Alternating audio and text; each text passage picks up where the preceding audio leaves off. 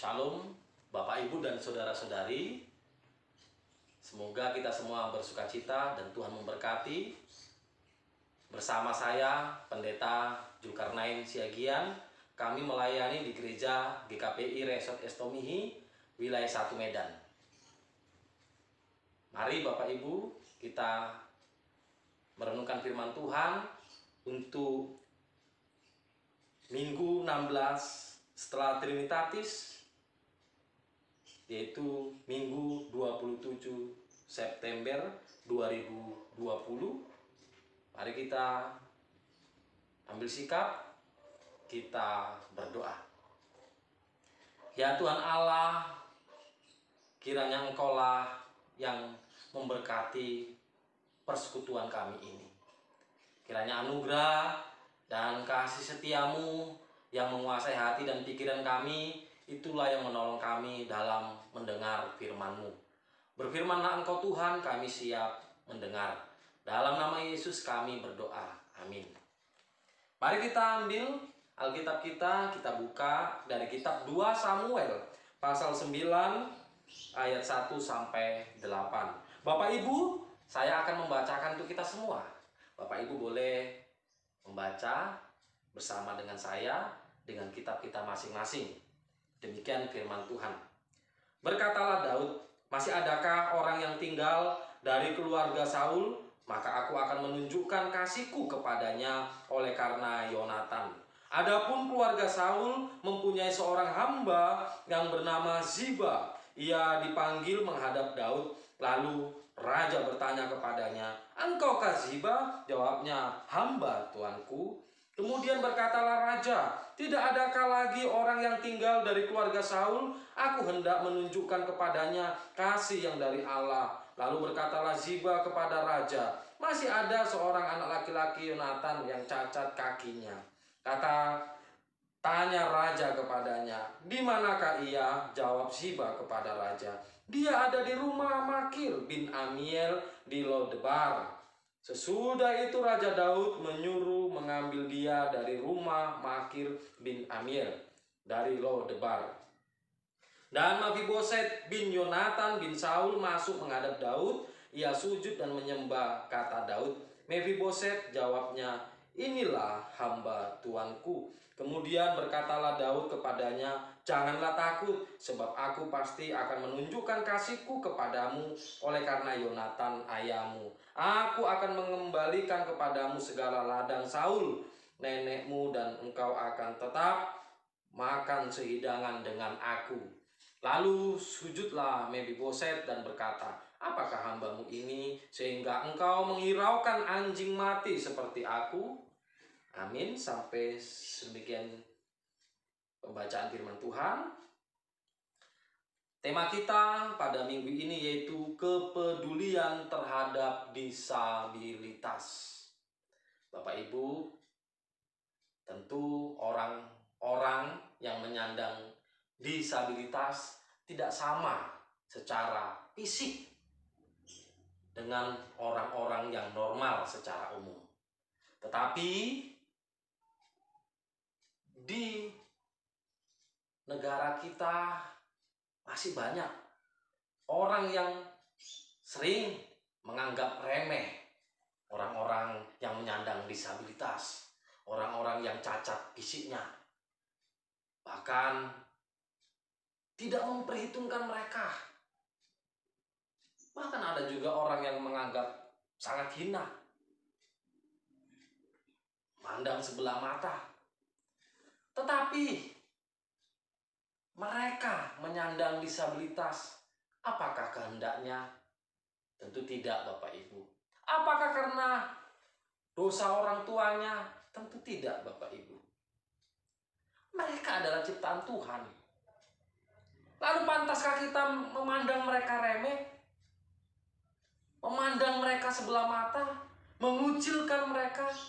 Tentu tidak, Bapak Ibu.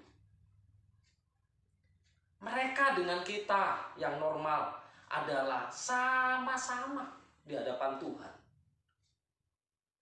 Oleh karena itu, mari kita renungkan bagaimana Raja Daud ketika itu di masa pemerintahannya memandang seorang disabilitas. Bapak, Ibu, dan saudara-saudari, Daud setelah menjabat, setelah bertata sebagai raja, dengan kekuasaannya, dengan hartanya, dengan banyak prajurit, dia ternyata memiliki kepedulian yang luar biasa. Dia tidak menjadi angkuh. Bahkan dia ingat akan janjinya kepada sahabatnya Yonatan, anak daripada Raja Saul. Daud begitu mengingat sekali akan janjinya. Tahu Bapak Ibu, Saul ketika dia menjabat sebagai raja ketika itu, bagaimana perbuatan dia kepada Daud? Saul sangat ambisi untuk membunuh Daud ketika Saul menjadi raja. Bahkan Daud terus dikejar-kejar. Dan bahkan prajurit dikerahkan oleh Saul untuk menangkap Daud, untuk dibunuh. Bapak, Ibu, dan saudara-saudari,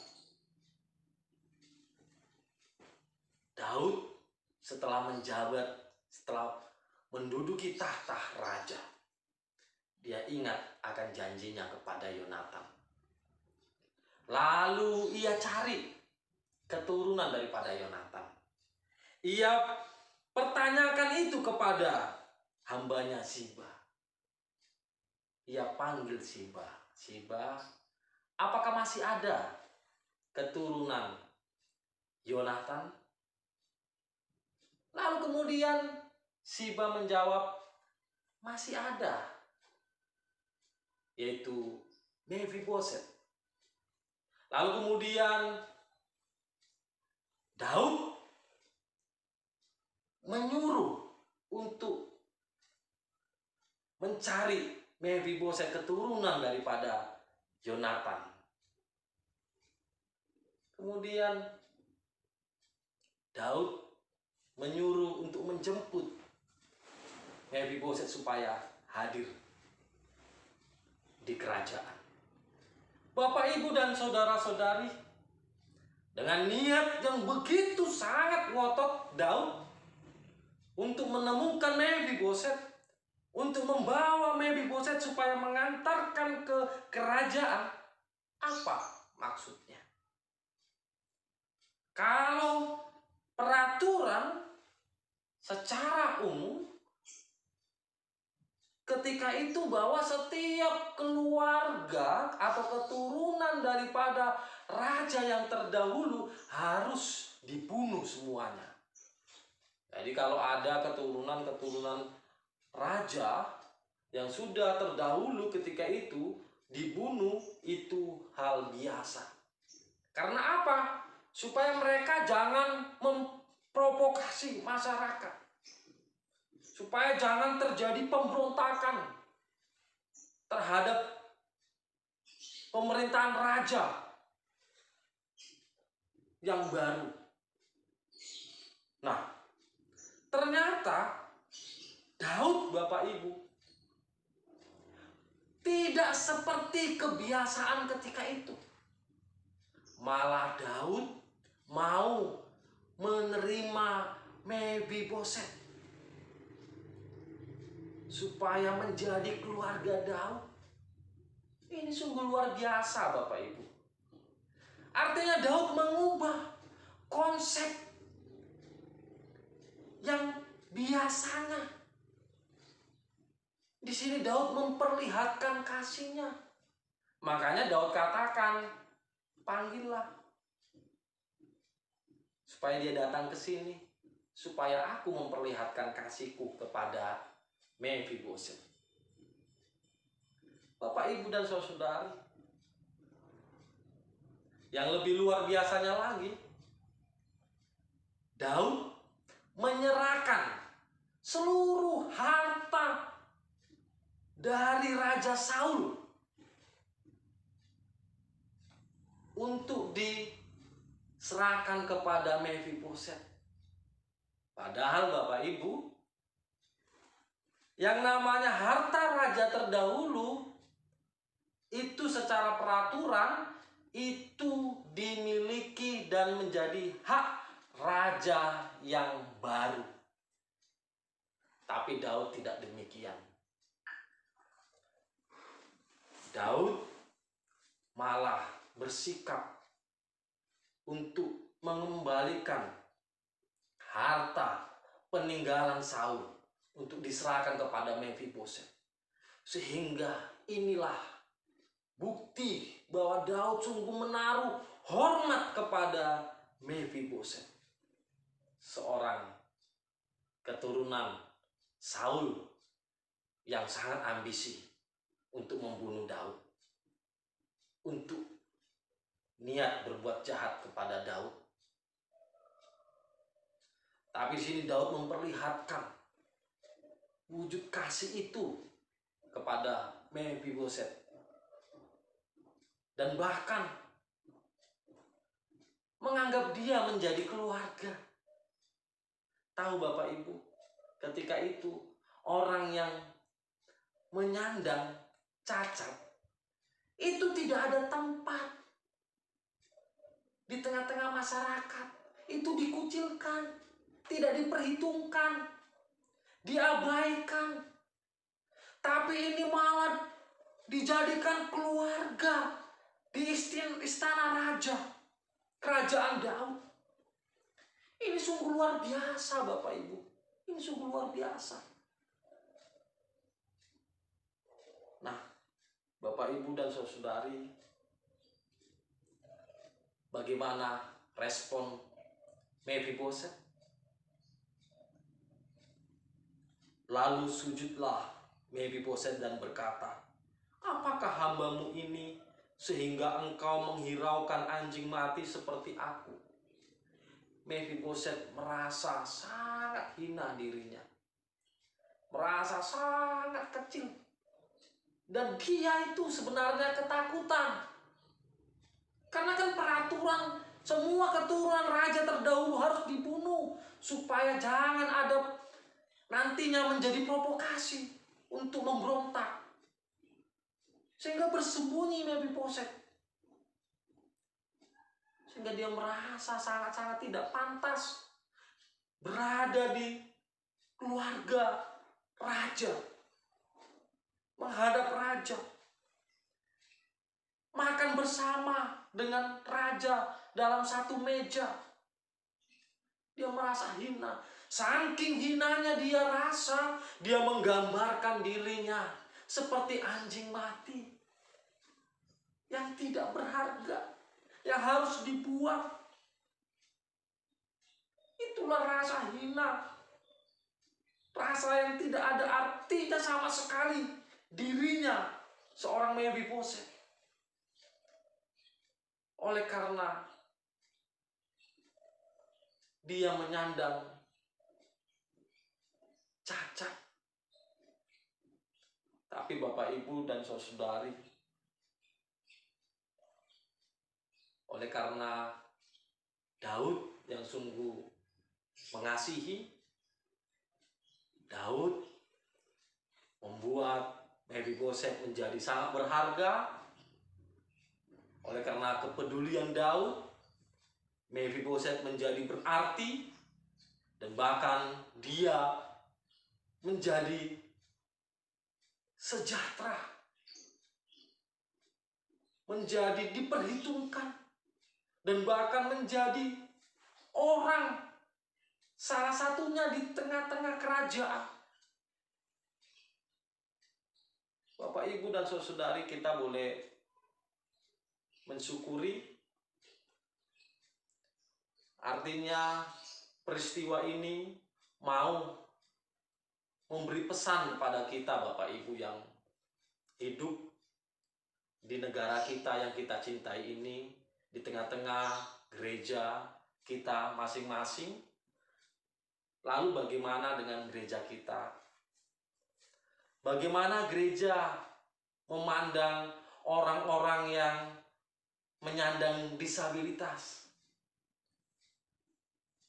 Apakah benar gereja menjadi sahabat orang-orang disabilitas? Apakah gereja benar-benar peduli kepada orang-orang disabilitas? Atau gereja sama sekali tidak memperhitungkan mereka?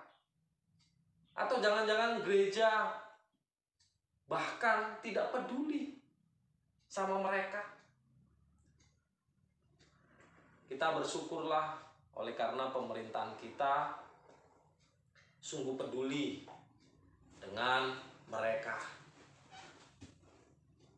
Oleh karena boleh kita lihat di dalam pemerintahan, baik pemerintahan pusat, daerah-daerah, ada sekitar 2% posisi-posisi yang boleh ditempati oleh orang-orang disabilitas yang sudah teraturkan dalam undang-undang. Dan kiranya itu boleh terpelihara dan bahkan kiranya boleh semakin lebih baik lagi untuk rasa hormat sikap pemerintah, aturan pemerintah kepada mereka yang menyandang disabilitas. Lalu kita gereja, bahwa gereja yang sesungguhnya adalah gereja yang memang Kristus sebagai kepala. Oleh karena itu, gereja hendaklah menyatakan kasih itu di tengah-tengah kehidupan. Lalu bagaimana saat ini? Apakah gereja sudah peduli dengan orang-orang demikian, orang-orang disabilitas? Apakah gereja benar-benar sudah mau memperhatikan mereka, orang-orang yang terpinggirkan, orang-orang miskin? Apakah gereja peduli dengan mereka semua? Lalu sudah bagaimana yang diperbuat oleh gereja? Apakah sudah ada wujud nyata yang dikerjakan oleh gereja untuk mereka? Bapak, Ibu, dan saudari, mari kita mulai dengan diri kita, bahwa haruslah kita punya konsep yang sama, yaitu mereka orang-orang yang menyandang disabilitas adalah sama dengan kita, yaitu sama-sama ciptaan Tuhan. Artinya semua ciptaan Tuhan adalah berharga di hadapan Tuhan. Oleh karena itu, mari kita benar-benar harus menghormati mereka, menghargai mereka. Bahkan kita turut menanggung beban atas kesusahan mereka, sehingga kita boleh peduli kepada mereka, sehingga mereka betul-betul kita perhitungkan di tengah-tengah kehidupan kita, sehingga bagaimana kita boleh menjadi orang-orang yang memperlihatkan solusi untuk mereka boleh hidup melalui pekerjaan, melalui keterampilan. Dan itulah kiranya yang dilakukan oleh gereja. Apakah membuat suatu pelatihan atau mempersiapkan program untuk mereka boleh sekolah sehingga boleh memperoleh pendidikan yang lebih baik lagi. Artinya ada usaha-usaha gereja untuk memang membuat suatu wadah bagi mereka, sehingga mereka semakin merasa punya tempat di gereja, di tengah-tengah masyarakat. Oleh karena itu, kiranya firman ini benar-benar menjadi pesan yang luar biasa untuk kita semua, Kiranya mari kita semakin peduli kepada orang-orang yang menyandang disabilitas, bahwa mereka dengan kita adalah sama-sama ciptaan Tuhan dan sama-sama berharga di hadapan Tuhan. Selamat merenungkan firman ini, kiranya firman ini hidup oleh Roh-Nya yang memberkati. Amin. Jangan lupa untuk subscribe dan juga share dan juga like, dan juga kiranya doakan supaya ini menjadi berkat bagi kehidupan umat kita berdoa. Terima kasih ya Tuhan, kiranya berkatilah firman-Mu, sehingga firman-Mu boleh menjadi suluh di tengah-tengah kehidupan kami, dan itulah yang menuntun kami bersama keluarga dan juga gereja-Mu ini, sehingga boleh kami memperlihatkan kasih di tengah-tengah kehidupan kami, dan bahkan khususnya kepada saudara-saudara kami yang menyandang disabilitas, sehingga kami menganggap bahwa mereka adalah sama dengan kami, sama-sama ciptaan Tuhan, sama-sama berharga di hadapan Tuhan. Kiranya kami saling menopang, kami saling peduli. Di dalam nama anak-Mu Yesus kami berdoa dan bersyukur. Amin. Shalom.